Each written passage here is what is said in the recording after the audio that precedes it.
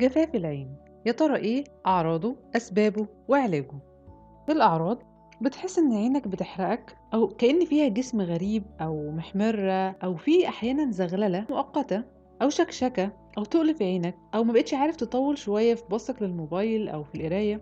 أحيانا بتحس إن في دموع كتير أو عدم راحة في عينيك. الكلام ده بيزيد أحيانا لما بتتعرض للهواء أو لحرارة عالية أو لما بتقعد على الكمبيوتر أو الموبايل كتير. دي غالبا أعراض جفاف العين وغالبا بتحصل في العينين الاتنين.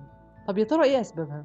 الأسباب: في أسباب كتيرة جدا ممكن تعمل جفاف العين، زي مثلا التهاب الجفون المزمن وده بيخلي الدموع تتبخر بسرعة. كمان مع السن بيحصل جفاف في العين، القعدة كتير على الشاشات زي الكمبيوتر أو التلفزيون أو الموبايل، الحساسية، التدخين، أمراض زي السكر وزيادة إفراز الغدة الدرقية، الروماتويد والأمراض المناعية زي الذئبة الحمراء وغيرها، بعض الأدوية زي أدوية الحساسية والأدوية المضادة للاكتئاب وحبوب منع الحمل وأدوية القلب والضغط. نقص فيتامين A سواء في الأكل أو في امتصاصه، مشاكل في امتصاصه، عمليات تصحيح الإبصار زي الليزك.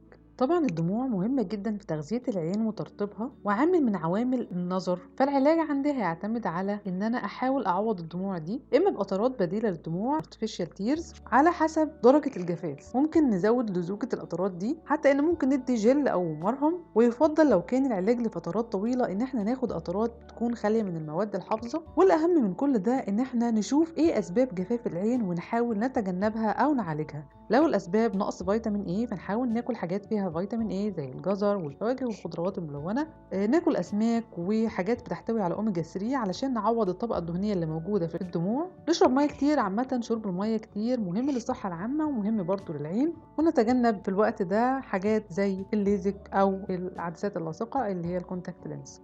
دي معلومات بسيطة وسريعة عن جفاف العين، أتمنى تكون فادتكم. ولو في أي استفسار ممكن تكتبوا لي كومنت، متنسوش تعملوا لايك وشير وسبسكرايب وتقولوا لنا محتاجين موضوع الحلقة الجاية يكون عن إيه.